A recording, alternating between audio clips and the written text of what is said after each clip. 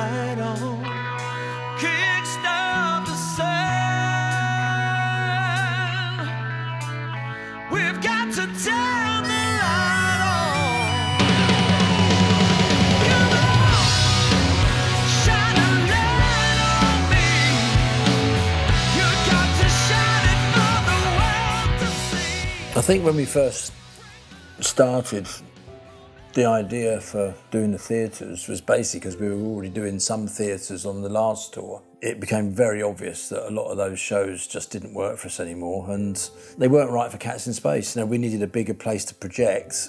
It was the only logical step, really, that we felt that Cats needed to make. And sometimes you've got to have big balls to do it, you know. Cats music deserves to be in a big room. You know, the bigger the better. You know, we've already done it at the O2, we've already done it at Hyde Park, we've done it at the Bournemouth International. Cats in Space is a big sounding cinematic band that needs to be seen in places where it can breathe. Damned if we do, damned if we don't. By the end of Kickstart Part 1, we just thought our fans wanted to see us project onto a bigger stage. We've always said that we need a bigger stage, we need a bigger boat. Trying to get 6 guys with all our equipment, grand piano, you name it, everything was piled up on the stage. It was just too much for a small rock club. So we said, let's have a think about that over Christmas, and then we'll come back in the new year and have a little chat about it and see whether we can put a show together that warrants going into a bigger place. Shit, mine ran out. Alright chaps, Yes. Kickstart the Sun tour, part 2. We know that we want to try and take this up a level. We want to try and get a bit more of a sort of theatre type show going on. Let me present to you my preliminary drawings. What, drawings? Preliminary. That's the one. No, my early That's drawings. easy for you to say. This is essentially your stage set. So That's just like blue boxes. this is your stage here. Let me get a better look. Yeah. Here, let me help you. I already declare this meeting a shambles. That is the actual size? This is actual set. Those dimensions and contours, are we just like that? At this stage, we're not too worried about content and things like that. We just need to get a technical spec together, work out if we can transport it, afford it, feasibly rig it in time. If we can manage to get these done this month as well, there'll be January sales. So, time out. Fast forward to the end of this film and you'll see us on stage with this very stage show and you'll go, wow, I can't believe they started that back in January.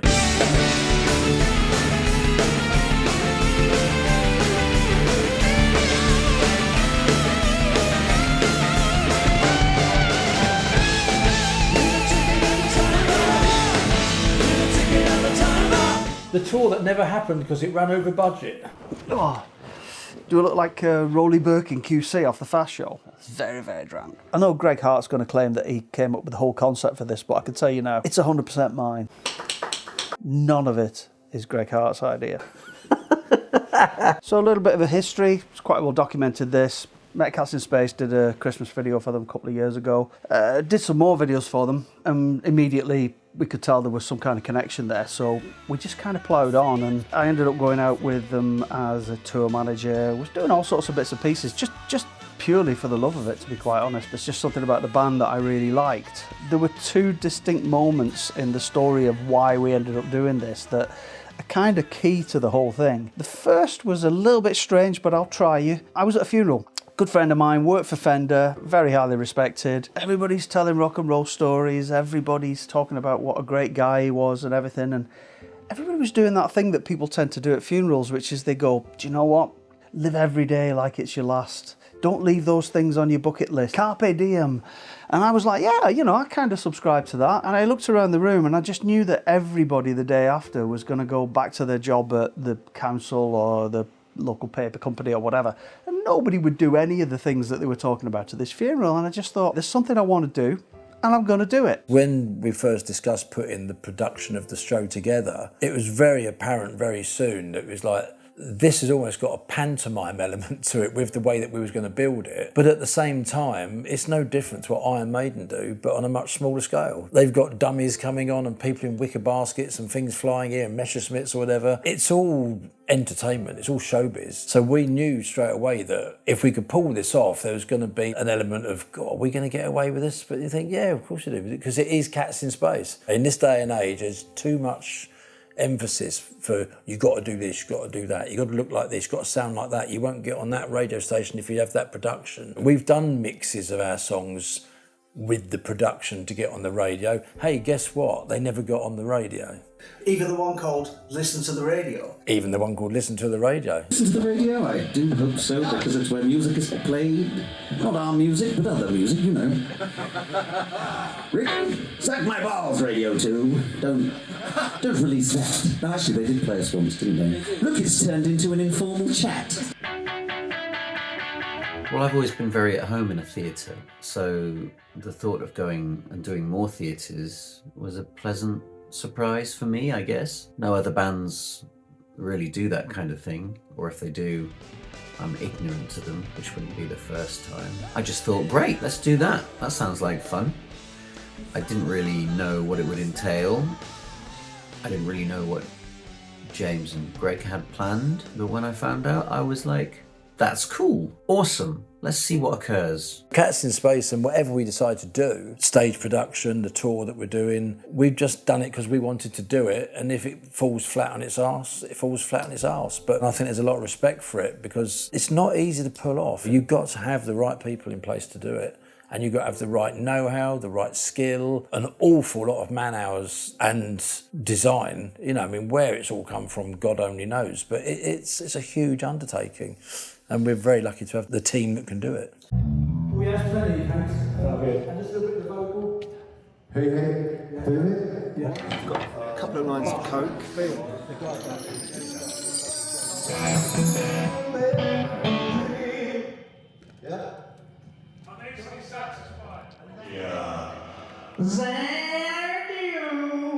1, 2, 3. The second key moment for me was at the end of the Kickstart the Sun Part 1 tour, which was in 2022. We were getting towards the end of the tour. We've been playing these venues that were pretty spitting sawdust, to be quite honest. And, you know, I know rock and roll's about sweaty clubs and people stage diving and a bunch of young kids on stage giving a kind of Rage Against the Machine updated kind of vibes. And that's what people kind of picture rock and roll as. But Cats in Space aren't necessarily that kind of band. You know, they can rock on stage. They're a big, loud rock and roll band with big guitars and everything. But it's a little bit more about the musicality, it's a little bit more about the songwriting. It's got more in common with the 70s than the sort of girls, 80s kind of party atmosphere. And it just wasn't feeling right. So we're doing Islington, last day on the tour, and it's grim, it's freezing cold. They haven't put the heating on for 4 days. It's sleeting outside. And I looked at Dino and he's got fingerless gloves on and a parka and he's doing a sound check on a stage where it's literally about 2 degrees in this room. And I just thought, we got to do something else. This is not the future of the rock and roll that, you know, we want to be involved in. Just thought, sod it. 2023, going to do something. It doesn't matter whether it adds up on paper. It doesn't matter what it is. We want to do this, and I want to do a show, and I want to do it with these guys because whenever I made videos for them, I just thought I need to paint the pictures that these guys write about. You know, they paint pictures with their songs. Paint pictures with the visuals. It was a ludicrous idea at a time when bands are literally deciding whether or not to buy the meal deal or get 2 sandwiches and split them between them at the services. You know, that's kind of the rock and roll mentality now. It's literally, can we get to the end of this tour and sell enough merchandise to stay afloat? The idea of adding this extra element to the show is absolutely bananas. Some people get into their older years and join a golf club. I just got into my older years and went out and built a set out of spare parts for a rock and roll band and went on tour. I think doing something that you love is something that you always do best. So I just kind of blocked off those alarm bells and went, do you know what it is? We'll just ignore those. Let's just go on. Let's just crack on and do it. I had done the Atlantis tour and I had done the Kickstart the Sun tour Part 1 by the end of 2022. So I'd done 2 tours primarily in rock clubs and I'd met a lot of the same lovely fans time and time again. But one of my main concerns since joining Cats in Space was how do you grow the fan base? So the idea of going into a theatre venue or multiple theatre venues with a show was an interesting idea. What James did with his set design and with his video know-how, for want of a better couple of words, is he created a visual spectacle to surround the band so that every song was given more meaning, more power. To be honest, the sod it, let's do this, has been there from day one. You know, from the very first meeting with Ian Capel, when I said, I want to do an album like this, and it's going to be like the Raspberries meets Cheap Trick meets Queen meets ELO meets Supertramp. He went, that sounds amazing. You know, I said, I don't know how we're going to do it, but we're going to do it. You know, not many people would attempt to do that, but we did. So sod it, we went for it. Yeah. Let's see what happens. You know, let's go and do a theatre tour. Oh, blimey, you could lose your house on that. Sod it, let's do it. You've got to have big furry balls, and if you've got big furry balls, just do it. Fortune favours the brave. I can absolutely guarantee you that at some point during Greg's interview, he'll use the phrases smoke and mirrors and fortune favours the brave. So I guess I just nicked his ethic. So here we are, Production Park. This is the place where a lot of the big shows get done. So last time I was here, they were clearing out the Take That show, and they were getting ready for the Greatest Showman show. So basically, Greatest Showman show, does that work? The Greatest Showman. I think it's safe to say that we're small potatoes here. Cats in Space might be one of the top bands in the genre of classic rock, but trust me, this is a whole different league. So I'm going to humbly arrive, humbly ask some questions, and humbly see what we can get out of today. What we learnt very quickly, when you see the big tours like your Kiss and your Taylor Swifts and your Ed Sheerans and your U2s, the amount of work that goes into putting that production together, I mean, it's gargantuan. And then it'll be braced at the back with stage weights if it doesn't have actually legs that's Dun, dun, dun. We don't need... No. That's bricking the wall. It's a really bad example. Hold on, give me that. This is what we're dealing with. This is the level of what we have to design. We're trying to make a theatre show. Oh, it. Let's just go back to Sub 89. The interesting thing about live events at the top level is that stuff becomes out of date extremely fast. And it's amazing how many warehouses there are kicking about where people go, nah, I don't want that thing from 2018. It's kind of last year's stuff. We need the latest stuff. There's quite a lot of equipment lying around that's perfectly serviceable that nobody's really that keen on, and it's kind of taking up space in places. This is like the graveyard of EC10 and EC20, isn't it? I mean, how much stuff is there? It was £1 million with the stuff when I bought it. Jesus. I remember you buying it. I mean, this just goes back miles. It's right at the fucking end. If you take it out, we can sweep in that corner. We could have done a massive show, and at one point we were talking about doing a 7.5 ton truck and putting more equipment in, but the problem is, the more equipment you get, the more crew you need. If you've only got 5 hours to build this thing, it doesn't just magic itself up in the air, you know. What are they? They are colour kinetics video tiles. Oh. Which we bought for the X Factor many years ago. Okay. About 200 grand's worth of them here. Jesus. That's typical colour kinetics, really, isn't it? Yeah. It's architectural, really. It is. But you put it on a stage, all the these, same. yeah. And what's the controller for these? Yeah. I know they're all the power supplies. There's one Luton before you go. Shit. This is the old main light stuff. This is it, yeah. If I remember rightly, that used to be on The Prodigy. It did. With Andy Hurst. Yep. We've got videos of it on the back of the X Factor. Then Andy Hurst got involved with HSL, so he took it on Prodigy. And of course, we landed Robbie Williams out in Dubai, so it ended out there as well. Yeah. And these are the control cables. Yeah. Look at my hand there. Like you're not going to be rigging that in 5 minutes. You're not. And you're also not going to be throwing it in the back of a Mercedes Sprinter. And everything that's in here has probably been on some major tours. And I mean, all those Roby lights over there, that was de facto. So the stuff that this has been on, it's like a rock and roll museum. So what have we got in the bargain section with the small things? what have we got? Look, there's some small cables there. Surely that'll do. Yeah, shall we just put a bit of neon tape under the drum riser Well, and be done you with know, it? I'll be honest, right? When we're looking at this kind of stuff, Tobias Rylander did the design for the 1975. He did those fabulous doorway-looking things that were literally like He's LED. on tour now doing windows the same. Yeah. And I think the idea of getting away from all this big stuff here and doing something clever with something like this. One of the things I've said to them on numerous occasions is you don't want to look like Poundland Kiss. I'd much sooner load that in than those. Exactly. Small, Yeah. big, small, big. And this looks a lot more interesting. This is kind of pure gaudy territory. This is being used more and more in rock and roll. This is really durable as well, because they used to be really fragile, didn't they? And Exactly. This is You can like go that's around the rough, feature roughy, of it, tufty.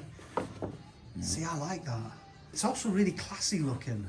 All the hard work that we put in from day one will transcend into a bigger show. But we had to limit it for this tour because, one, we needed to make sure it worked and people wanted to come and see it. And we could do a 2-hour show and make it work with all the bits we had in place. There's loads of practicalities and things that you can and can't do in certain venues. So as the venues get bigger, the upscaling of the whole production gets bigger, the personnel get bigger, the show gets bigger. You know, that's a natural progression. But for now, we had to box it off at a certain size, and yet it still looks fantastic. And everybody that's seen it go into their theatre, they've gone, blimey, we've not seen nothing like this before. Apart from their pantomime season, where they got scenery doing this and hobby horses and genies or whatever, you know, we've got this amazing show going in that blows people away. My background's media service, which is video playback on large events, mainly rock and roll, mainly theatre, and a lot of television, that kind of thing. And it was always big gigs. But the reality is that my role in the company, despite starting it with my business partner, Sean, we started to develop it. It became evident that I was the gob on a stick and he was the brains. All companies need a combination of brains and bullshit, and guess which job I got? So I always had, at the best, a very small part in it technically. A lot of the time, somebody would be off doing Disney castles and the projections onto that, which we did all of those. And I'd be sitting back in the office and I'd be thinking, I really want to do a show. And I never did, none of my own. I never designed a full show from start to finish, and it was always a regret. So in 22, when I'm out with Cats in Space and I'm looking at them, I'm thinking, I'd love to do a show for these guys. So we did.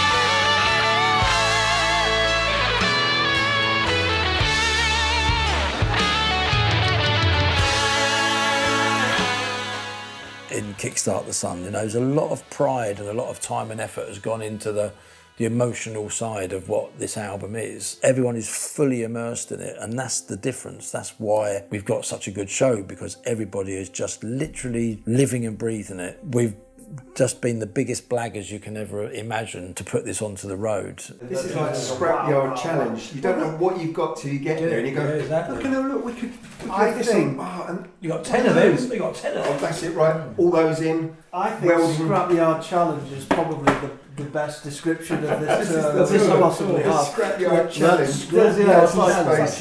Look everybody, I found some old lawnmowers. Yeah, and what's the odds on this? I found us a scarecrow. Scrapyard challenge. So here we are at Candeo Vision on the Black. It feels a bit odd actually whispering away like this, but I feel like I'm kind of raiding somebody's shed. This is actually what I call Shed 7. This is Unit 7 at Candeo Vision, and it's kind of an Aladdin's cave. These guys do a lot of corporate stuff. They're in the kind of industry where if something's got a scratch on it, it ain't going in.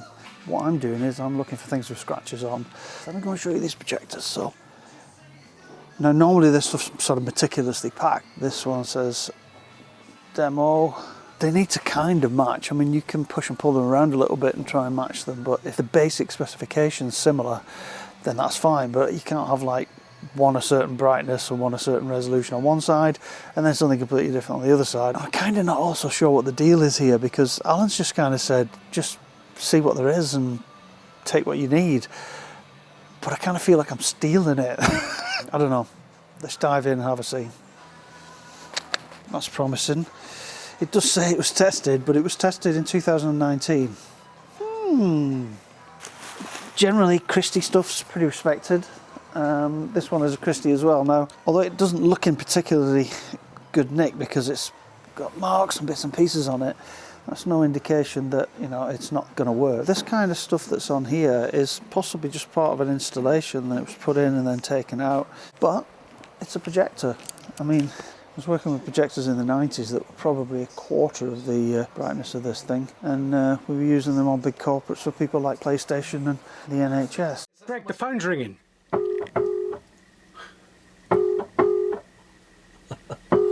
Someone told us this yesterday, and as Mick rightfully says, I'm now 7, so I keep doing it.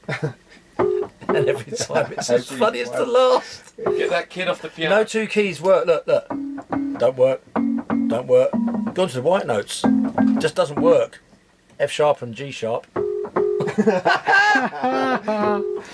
This Wurlitzer was made way before mobile phones. There's a conspiracy for you.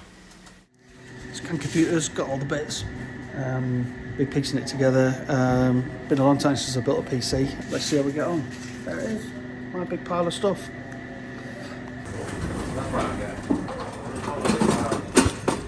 See, the thing is with Cats in Space fans is they're not fly-by-nights. They're not 33% on board. They're 1,001% on board. You know, we've got serious die-hard fans, and anybody will tell anybody that. So they deserve to see the best that we can possibly do. They waited a long time for us to put on our mini ELO show. So, but then that transcends into the people that have come on board to put the show together. I think I can count probably 15 people now that have been involved in making Kickstart the Sun do what it's done. They all come on board and they're not quite sure what's going on, but the minute they see how embedded people are into Cats in Space, they get sucked in. And so all of a sudden we've got these genies in lamps popping up everywhere going, I'll make you that, I'll build you that, I'll paint you that, because they just want to be a part of this story. Because if it does work, and it is working, if it upscales, they're all going to rightfully sit back and go, I made that show work. I'm one of the team that made that show work. They either don't get involved and don't want to know us whatsoever, fine, or they embed themselves in it 100%, from the fans to the band to the crew to the team, and even the magazines. I've got a shout out to the magazines because they've all come on board and given us brilliant coverage. Never heard of them. Seen better in the pub, mate. Gregor is an old twister. To be fair, he's a fabulous musician. He's got a mind that I don't think anybody else has got. Because I think they know that what we're doing could well be the future of how to do rock touring in this country if you want to make a career at it. And I think that's really important. Now I'm off to meet my friend Steve Kenny. Steve is a graphic designer. He's going to help me design the actual decorated elements of the set. So I spent the weekend slogging over all sorts of graphics programs and things like that, and putting together a very detailed set drawing. Steve Kenny, designer extraordinaire, just really trying to get to grips with doing a good set design. Oh, wow.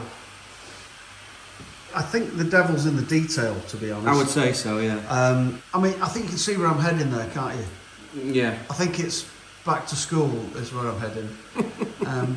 You know, it's inspirational, isn't it? It certainly is. They've seen this by now, I take it.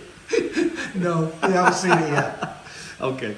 Needs work, I'd say. Yeah? See me after this. This here is a kind of initial idea which Steve's come up with. You know, these can be just like permanently on. It's like a little dashboard that no one needs to touch. No.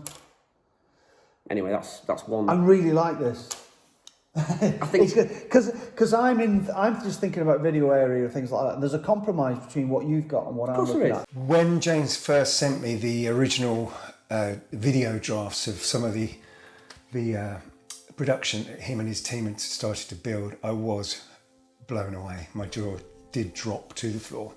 This bit in the middle as well. Yes, that's I'm going to reserve judgment on this. So, in terms of the design, it's the cat head, and that is it's a cat pod. It's a pod made out of a cat's head. I can't call it cat head. Okay, It's unlucky. It's like saying Macbeth. cat pod. Cat pod. I think the eureka moment was when we worked out that we could have the cat pod with the visor, with imagery showing, and we could build it behind the drum kit with the big, massive double bass drum kit that Stevie Bacon has. When we did the little drawing and said, if we can pull that off, we've got a hell of a show here.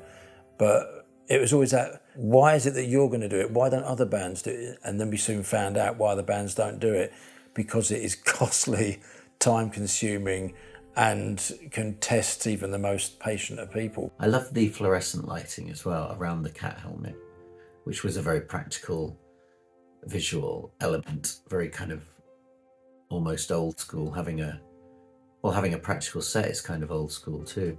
The set design phase was interesting because I thought all I need to really do here is have some geometric shapes that kind of hint at some things, cut out of wood, put some projectors in, have some holes cut through them so you can see it, and we'd literally just have like a 2D flat stage of imagery that we can project onto and tell some stories. So I kind of put a call out to some local mates and said, look guys, you all love rock and roll. We all been in bands together and we've all done things over the years. Do you fancy helping me out for a couple of afternoons just to do some stuff? I just need to cut some bits of wood out. I'm dreadful at DIY. I can't put some hinges on a door, so there's no way I'm going to build this on my own. So up tips Steve Kenny, Julian Hall, Simon Warrington, and they went, what do you need? I need to cut some shapes out. I need to be able to stand it up, and I just need to point some projectors at it. And these guys just went, no, you need to have it contoured, you need to have some layer. Suddenly, it took on a whole lease of its own. At times, I was literally just backing off into the corner of rooms while they all just discussed how they were going to make this fabulous thing. So what have we got? Don't film it. Design number 2. So that's the new panel. There's the media buttons. I've rejigged that, so that's got a bit of detailing. And this is where I envisage all the gubbins being. So these have all got like a bit of lighting on it and effects now, and the media buttons. So these are the 2 revised versions, still at the size that we talked about. My only initial thought is whether or not we could cheat the design here, maybe play about with the design a little bit. But I'm trying to do that now. For real on that size. See, I'm liking this because it's got that spaceshipy look. So you're developing that at the moment. That's what I'm doing. I'm working my way down. So the idea is it's going to look like that, but better. So what we ended up with was way more of a scenic set than we ever intended to have. I mean, it's all hand painted. Steve Kenny sat and designed it. I was just going to do it on the back of a napkin. But no, he says, no, we're going to have to do this. We need to measure it. And Steve's like that. You know, he's like, no, we're going to do it. We're going to do it properly. And he just took it and ran with it. I remember seeing the plans for the first time when he'd drawn them. I'd given him a scruffy drawing, and he'd come back with all these properly to scale measured out things. And I just went, holy shit. And at every stage I was going, guys, you do know that we haven't got any money. You know that we're not paying you for this. They're like, we know you're not paying us, we just want to do it. And I guess that's part of the mentality that the band and rock and roll in general brings out in people, you know. I mean, nobody's doing rock and roll who's got any sense. But anybody who's got a bit of soul, I think is a different thing. It's an industry living on soul.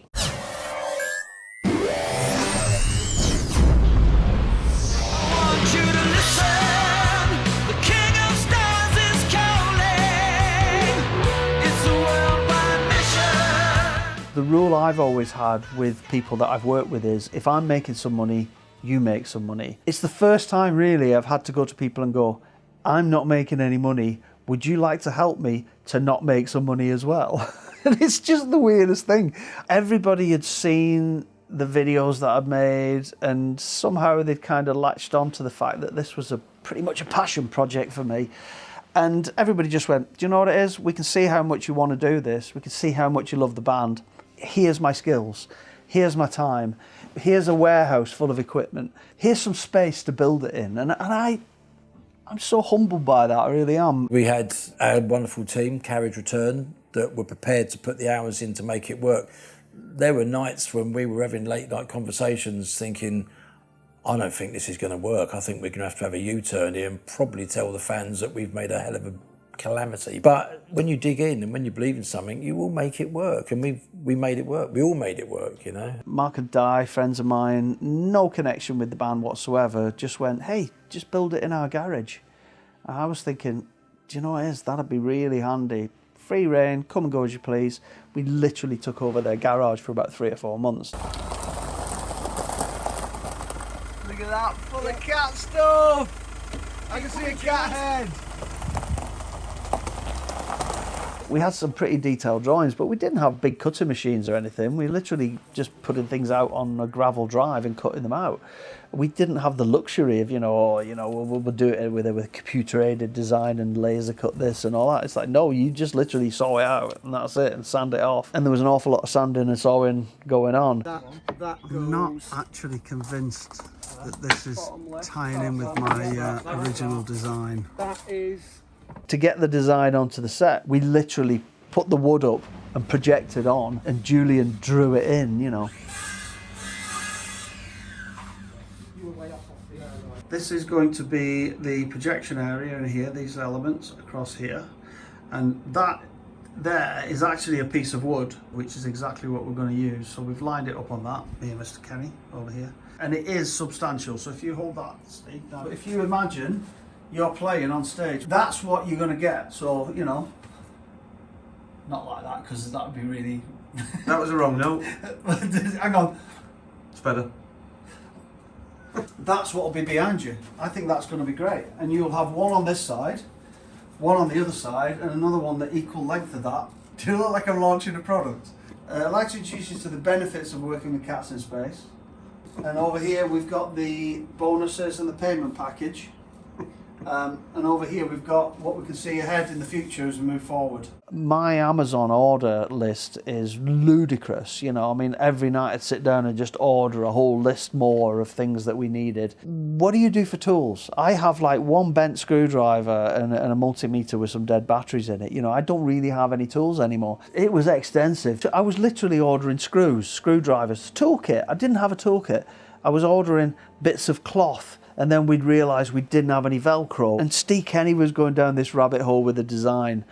He just got so involved in the design. He was like, can you order me some upholstery nails with heads this big? And I'd like them in a brass finish.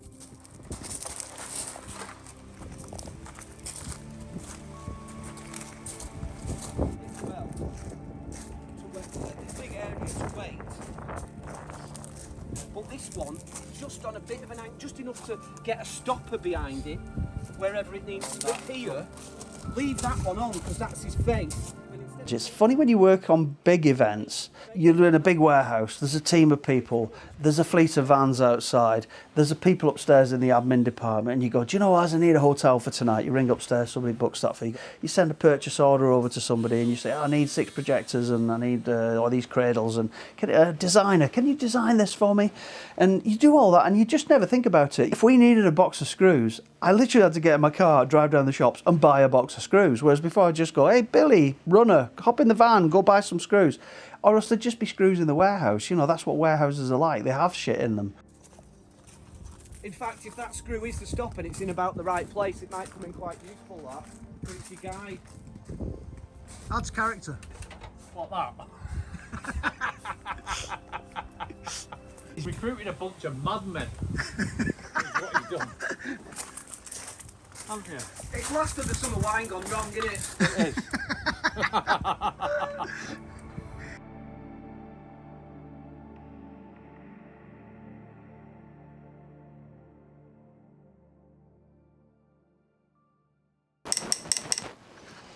Pencils, good old-fashioned tools.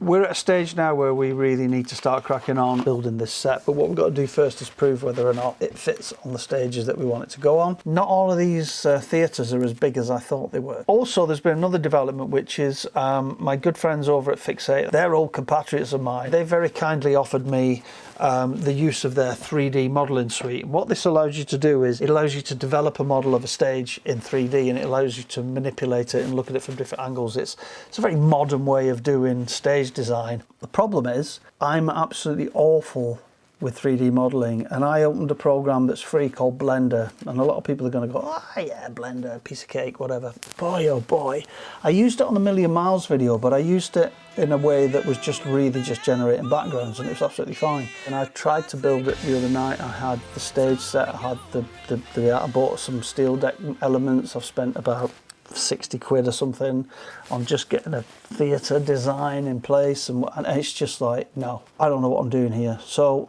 tonight I'm going old school. We did arrive at a point where things started shrinking. It was a little bit terrifying in many respects, because we'd got this plan together and we had all these grand designs, literally.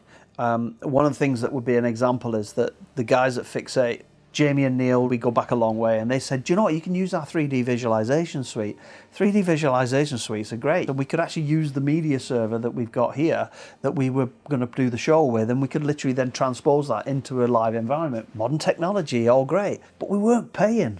And this is what happens when you don't pay for things. People don't let you down, they don't screw you over, but when somebody comes along and they've got something that needs doing it and they're actually paying for it, of course they're going to take precedence. Anyway, some guy called Roger Waters tipped up, who used to be in a band called Pink Floyd, and he had a show to do, and guess what? We couldn't use the suite. And it's no disrespect to the people that are offering you these things that they have to turn around and go, sorry, you can't have it this week because there's somebody paying. I'd do exactly the same if I was running their business, you know. So we got knocked back a few times. I came to realise very quickly that when you're borrowing things, you're building things with free labour or whatever, you can't turn around and say, hey, we've got to do this on Tuesday. You go, when are you free? And you constantly feel like whatever you're doing is going to be dismantled at any moment. And it's way harder to do something on the cheap than it is to just have a load of money and throw it at it. And I found that out really fast.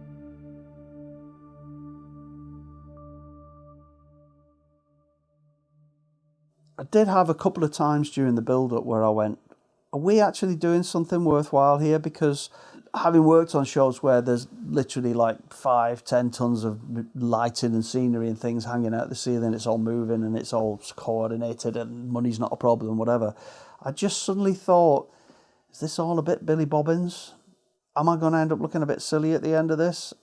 And actually, I can thank Massive Wagons for this. We go to a lot of festivals, Ruth and I, and we were at Firebolt Festival this summer, and Massive Wagons were on, and we're down the front, you know, usual thing. They did a show where there was no video, but they thought about it. They thought, what do we have to do to elevate this? I've never spoken to them about this. I really should collar one of them and ask them, but I just saw this show where they'd obviously gone, do you know what? We need to elevate our show a little bit, and we're going to do something that takes it up to the next level. So they had a lot of LED buttons, they had different levels of staging, they had a lot of lights that had a lot of movement in them. They'd put all their effort into lighting, but it kind of inspired me because I thought, no, I'm not on my own. I'm not the only guy who wants to do a better show than we did last year, and I'm not the only guy who knows that it's probably commercial suicide to do so, but we want to do it anyway. So fair play to the Wagons for that. I went back in full tilt, and any time that I looked at it and went, it's just some bits of wood and some tech that I've managed to blag and some bits I've stolen from here and there. All of those things went out the window, and I thought, no, to a lot of people, this is going to be a good show. It doesn't matter if it's not cost £9 million, you know, it doesn't matter if it's not going to go to Sao Paulo and LA and all these places. It's still a great thing.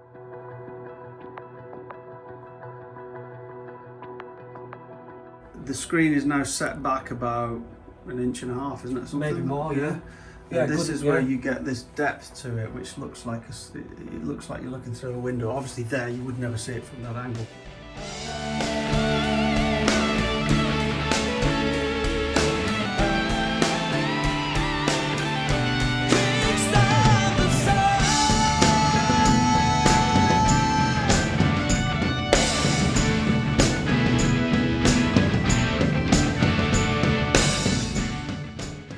Going to do next is we're going to test, see if we can see what happens when we put LEDs in. Does it ruin it? Does it add anything? Is it worth it? There's no decoration on this set at all whatsoever at the moment. Steve's just done his base coat, but it's got the contours in it. And I have to say, in the flesh, if we go a little bit further back, that's looking gorgeous. This is just playback on my laptop, so the footage is actually part of King of Stars. But what you're looking at is you're looking at the screens with the LED around the edges lit. This is what we wanted. This is exactly what we want, which is this whole kind of look. We're going to diffuse these. At the moment you can see dots, and that's because we've got LEDs too close to the screen, so there's going to be some diffuser that goes in that's going to take that off a little bit. But overall, this here, again, and then there it is with it on. Within the budget, one of the reasons why bands cannot do this is because the content creation is enormous. Who's going to do the content creation, James? Well, it's funny you should mention that. I know a guy who's going to do it at a very, very affordable rate. When we first started, I just said to James, I went, look, let's not get out of our tree about this. Let's have the production as good as we can get it. But as long as the logo flies around a little bit and there's a few little cat pods that whiz in and out on 2 or 3 songs, and maybe do a bit crash bang wallop at the end of the set, that'd be great. You know, that's a show. You know, so we started off by saying, okay, let's just concentrate on doing that then. And that was, I've done 7 songs, I've done 9 songs, I've nearly done the whole of the first half now, which is all a kick. I'm like, bloody hell. So it went very quickly from what was a very simple desire, if you like, just to have something flashing about a little bit on a screen, to 3 screens and probably 85% of the show being visualised. I can't think of any songs now that don't have something going on. Again, that's just a testament to the fact that we all went so deep into the whole thing that couldn't stop. You know, we just couldn't stop. I've just done another song, I've just done Hologram Man, I've just done Johnny Rocket, you know. We weren't meant to have all that content. It was meant to be a logo that would come in when there wasn't anything moving about, but...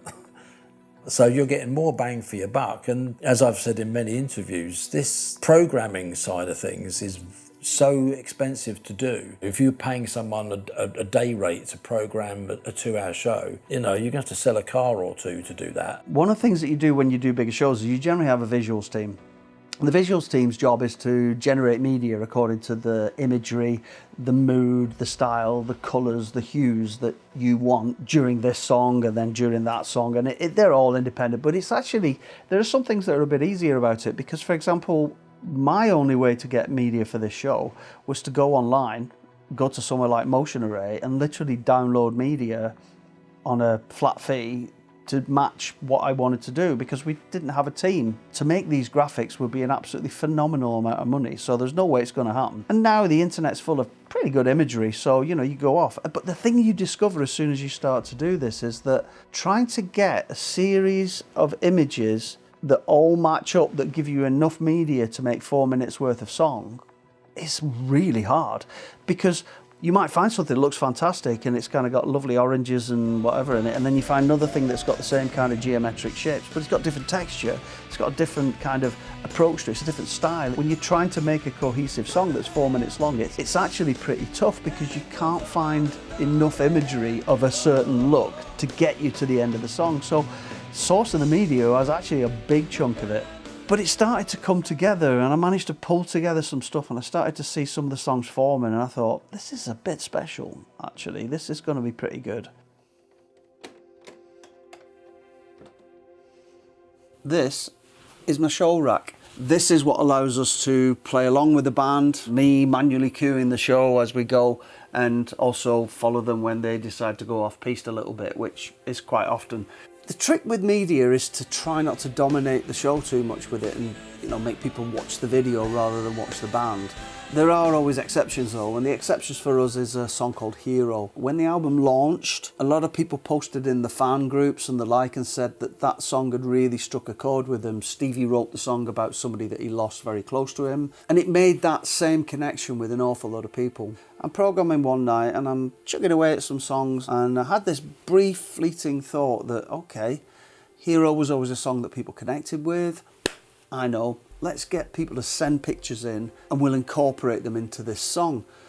And then about 10 seconds later I thought, that is the most ambulance chasey sit-in target kind of approach to creating a show. And I could almost hear the accusations writing themselves. But the more I thought about it, the more I thought, well, why not? Why not use the power of the visuals that we've got? I went into the fan group and I said, look, if you've lost anybody or you know anybody who's struggling that are important to you, for whatever reason they want to do it, send us your photographs. And at every single stage of this process, I was thinking to myself, I'm really not sure this is a good idea. The most obviously memorable part of the show is Hero, because it's interactive to a certain degree. The audience are included in it. I imagine for a lot of the people who come to see the show, that would be a highlight. It's a very simple idea and kind of a possibly cheesy idea, but somehow it wasn't cheesy. It was just emotive.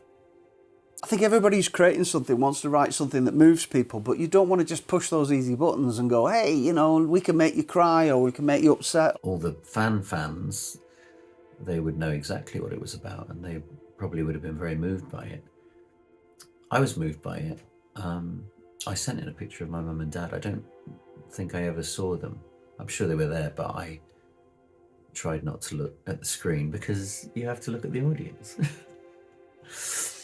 When the photographs started to roll in from the fan group, they arrived with a story explaining who they were about and what the story was behind them. And I found myself sitting at night programming into the early hours and reading these. And then I thought, do you know what? Sod it. These people have sent me these photographs. They want to be involved in this song. So I started to do a montage of the images. And when we did the first show, it was coming along about, I think it was about fourth or fifth song in the set, and I was like, oh, is this just gonna, are we gonna just get torn up for arse paper for doing this? And the song started, and there's a slow intro, and then the visual started to come on the screen. And suddenly it all kind of made sense. Heroes, they're not Superman, they look like you and me. They don't wear a cape and they can fly. So if you catch that falling star, let them know just who you are, as you hold them gently in your hand. You'll be that hero coming home to land.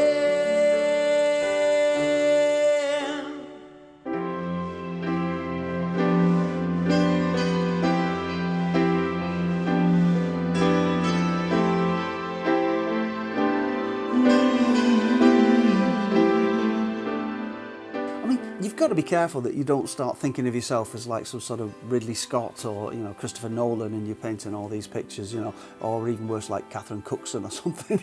But it worked.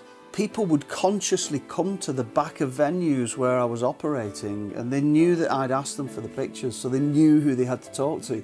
And they came up to me and said, that was such a nice tribute to the people that we've lost. It is quite nice to use the power that's inside this wee box here in order to help tell a story that hopefully people connect with. So anyway, enough of my gushing, let's go back to the proper story. Like you and me, they don't wear a cape and they can fly. So if you catch that falling star, just let them know just who you are, and as you take them gently in your hand, you'll be that hero coming home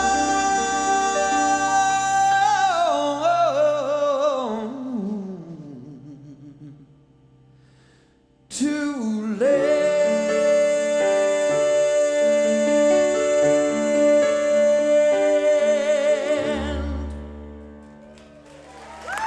Andy Stewart. Thank you.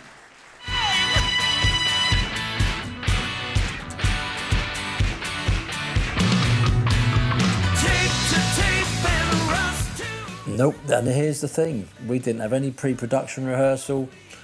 I mean, it's madness. I mean, talk about running a baptism of fire. We did not even know what the scenery looked like until we turned up at the first gig and watched this stuff being unloaded out of a massive, great big van. We just went, what is coming into the building? And then we watched it get set up, and we all just said, this is going to be really interesting if it doesn't work, you know. And we said, well, if at worst, you've got some fabulous looking scenery that won't do anything. And then all of a sudden, these 3 video screens went into perfect position, and James started playing one of the songs, and we just went, oh my God, you know, this is incredible. And it went across the 3 screens, and we got very excited. And then there was just like little brief meetings to say, there's no production meeting, obviously. You're now just going to do your first gig with all this stage production. I'm going to play it all in.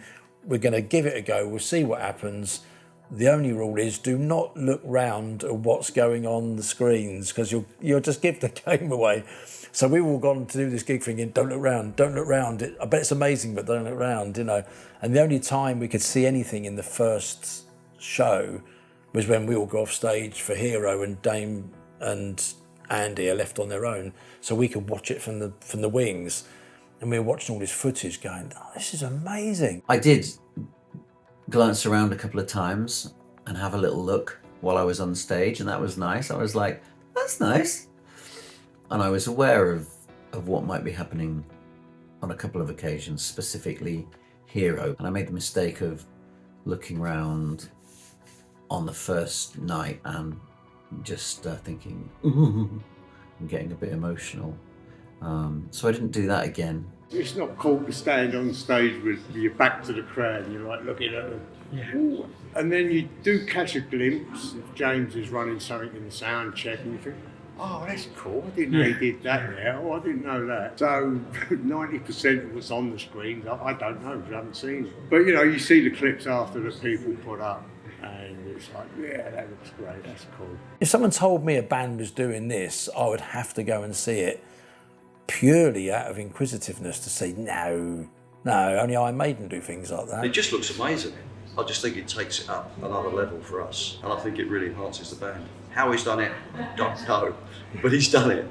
He doesn't stop talking about it, of course, but you know, it's amazing. No, it really is brilliant. I love it. We barely rehearsed for it, you know, because we just couldn't fit it in the schedule because we were doing so much stuff.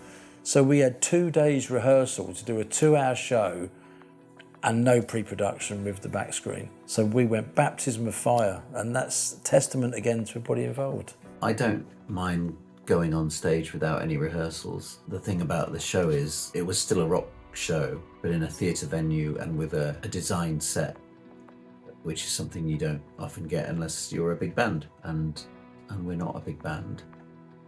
Just big ideas. So we arrived at the first gig pretty confident. I mean, the band hadn't seen it. Most of the band didn't even know what it looked like. You know, I'd sent key players like Greg and Stevie, I'd sent them little teasers and little bits and pieces, but nobody really knew what to expect. My initial thought was, me, that's quite a lot of work for James to do every night.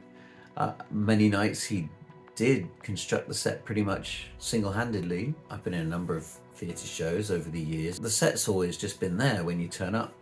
That's just the way it is when you do a musical or a bigger show, I guess. But also what James had achieved with balsa wood and stuff that he'd scrounged from here, there and everywhere is incredibly impressive.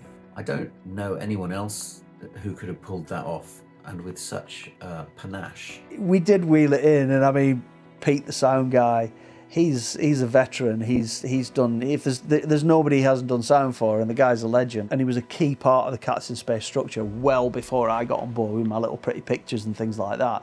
So he kind of looked at it and he went, you could have built this in a way that was way easier to transport. And I was like, I know. There's lots of things we could have done, but this is what we've got, so we're just going to plough on. Pete stood outside way too many venues waiting for people to put badly designed things in the back of trucks, but, you know, in for a penny. Touring with a stage show has definitely been harder work. More team, more crew, more everything. So yeah, everything's gone up to 11. Nice clean stage. 2. Are you filming? Tap. Off. Take 2. Welcome everybody to the stage show for the Cats in Space Kickstart the Sun Part 2 tour. Essentially, the most important part of this is your 3 screens. These are 3 separate projectors. They are individually fed with individual streams of media, so it can paint pictures and stories across all of these screens. Alongside that, we also added several channels of LED to these features. So the red cat head that you can see here, which tends to wash out on video, that is screaming red. That is amazing. That has some extra LED features at the top, so that's 1 channel of LED. There are the features on here, which is your control buttons and the like. Over here we have the controllers. These actually are the controllers that do all the controlling for this system, but they look kind of spacey, so we thought, let's just put them on the outside. And the whole design is handcrafted out of wood. This is the sort of the business end of it. Let's go backstage and have a quick look at the behind the curtain bits. The ruby slippers. It's always a bit of a problem when you go backstage and see what it actually looks like, because this is the engine room, so to speak. So what we've got here is got 3 projectors. There's 2 of these either side. There's another projector here which is feeding the centre screen. It makes a fantastic show. So what does the laptop do? So basically, this isn't a laptop. This is a media server. So this is this is a rack mount computer, which is particularly powerful, really configurable. This allows us to run the multiple streams out to the projectors. Each song has a timeline. Everything is programmed. Nothing on this show is run on a time code, run on any kind of click track. This is a band playing live. The visuals literally follow the band. The band can play faster, slower, whatever they want to do. They can add extra bits to the songs, and this system will follow them absolutely bang on, because Cats in Space is about live music. It's not about technology. It adds to the band, but it never detracts. And we have to say also that despite all this 1970s Space 99 stage sets from, you know, the BBC studios, those screens that are showing the actual projection images are extremely high quality. This was one thing that Greg said. He said, look, if we're going to do this, we're going to do it properly. Don't want any Billy Bobbins video, you know, nothing that looks like you're playing it back off some, you know, tiny laptop or something. I said, look, I know exactly the system we need, and it's Hypnotizer. Managed to get a hold of one. This system is used on Super Bowl halftime, the Oscars, Dancing on Ice, X Factor, Foo Fighters, Beyonce, Jay-Z. Everybody uses this system. Cannonball. And twice. Jim Davison. Once for Canon, once for Ball. It's a system that allows us to play back extremely high quality video, totally reliably throughout the show, and batter it to death when the band's giving it 10 out on stage, and it never misses a beat. So where do you stand? Because you don't stand back No, here I throughout don't. the show. This system Where are you tonight? is controlled remotely, and where I go is... We never see him from this point on, ladies and gentlemen. I am in there. Up in there. And the whole show is run from there. I'm more proud of this show than any show I've ever done. Yeah, because it's your baby, isn't it? It's my baby. Greg and I and Stevie came up with the concept for this, and we just said, it's got to be knockout. It's got to be better than anybody else is doing at this level. And it's knocked it out of the park. It's quite an achievement when you think this is now November on the tour, and we had this very same conversation in January. We said, at the end of the year, we'll do some filming and it'll be a laugh. And when we'll look back and we'll say, oh, this will be brilliant. But we actually didn't believe that that might actually be a thing. But here we are in November. So if anybody ever tells the you that future. rock and roll is dead, sold out audience, big stage show, big bang for your buck, top ticket, and you won't see a show like this at this level anywhere. No, at all. Super proud of this. When we advance it, we can say, is there someone in your theatre that will be able to operate a floor pack light show that's on a plot? They might say, oh yeah, we do that all the time. Or they might say, no chance. Or, yes, we can for 50 quid. The problem you've got, though, is that for it to be a tight choreographed show and it looks absolutely fantastic, they're going to have to learn 20 songs. That's the thing. And you can't, you Not know, out of the book. Nobody's going to do that. The biggest regret I would have on the show technically is that we didn't have enough money for lighting and a lighting guy. You can do so much with lighting in venues. We literally have to wheel in, use the house lighting guy. I've created a sheet that gives them some song by song guidance on how to do a basic lighting idea, but I'd love to do a big lighting rig. But it's different. Nobody else is doing the video element of it. Nobody else at this level is going out and doing a fully designed visual suite of songs that they're playing back in conjunction with a band playing live on stage. To be able to blag this level of equipment that we've done due to everybody giving us help is something that other bands just can't do.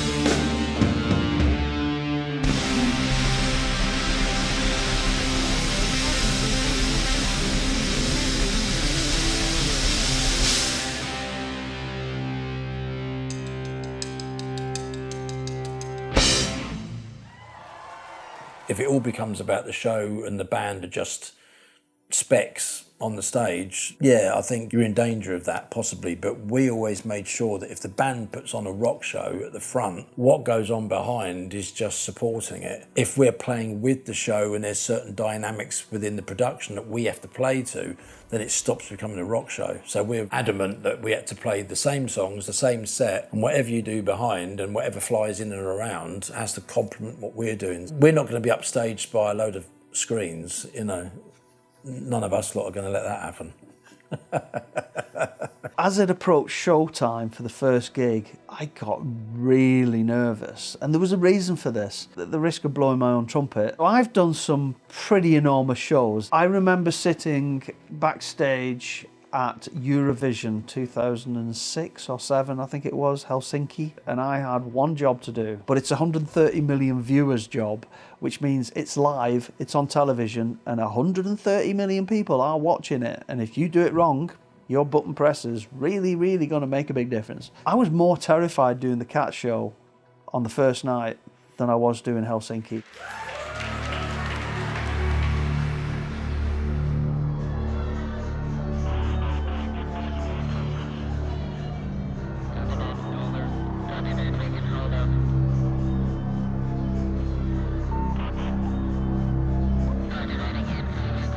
The reason for this was that everything I'd done was on the stage, and for the first time I was at the back of a venue and I was operating it. But because of the budget constraints and the way we'd managed to get this show to work with no crew and no nothing, it was literally me sitting at the back of the hall, and everything we'd done was on the stage, and nothing on the stage had anybody near it that knew how to fix it if it went wrong. We need scientists and clever people to step up and deliver. Make money from the sun crisis now by following me on Instagram and Twitter. Who's going to fix it? Am I going to run through the middle of the venue, go on stage and sort it out? It's a question of when.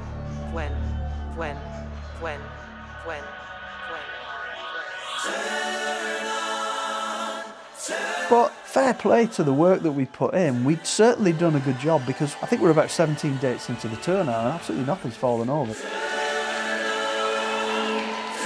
The other members of the crew are great. They help out as much as they can, but ultimately they don't know how it all plugs together. If I get hit by a bus tomorrow, we're screwed.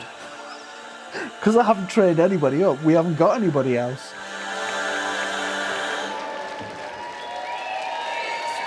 Do I have a favourite part of the show? It's got to be the intro. When we come on to King of Stars, where all the news bulletins coming in and everything like that, and we crash into King of Stars, it's just goosebumpy.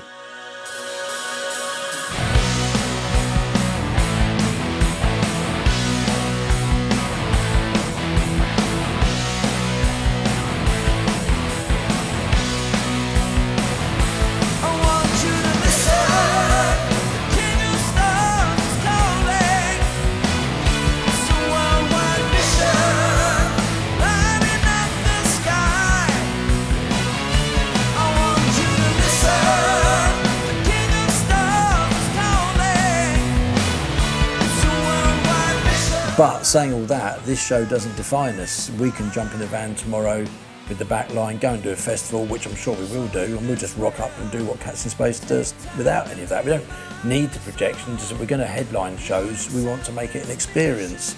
But if we're going to get asked to do festivals and support slots, we'll rock up and just bat out all our big guns and knock everybody senseless. Easy. Still a rock and roll band at heart. Yeah, it's rock and roll. So welcome to the show. Good evening. We hope you have a lovely night. I do hope so. I want you to listen. The King of Stars is calling. But to be honest, again, the minute we start playing, we forget anyway most of the time. We just get on with what we do. And we're having so much fun playing the songs, you can't think, oh yeah, there is that going on behind us. It's almost like a comfort blanket, knowing that it's working and everyone out in the audience is going, oh wow, you know, they did do what they said they're going to do, and it is worth the ticket price. These dark shadows climb up if you dare. Light up the King of Stars, he needs us there. But like a streaming ray of light, we pray and relax the skies. Engines burning one by one. And this is Toby, my 1975 standard. There's 250 of these made, apparently. You still filming? Yeah. Oh, you are? This is a 1975 special order standard, not a deluxe or a custom. It's an illness, I can't help it. I'm sick.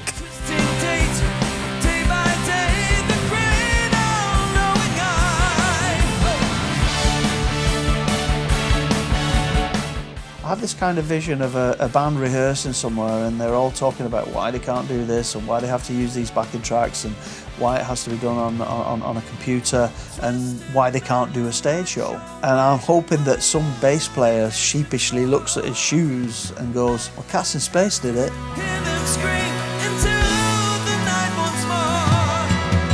Twisted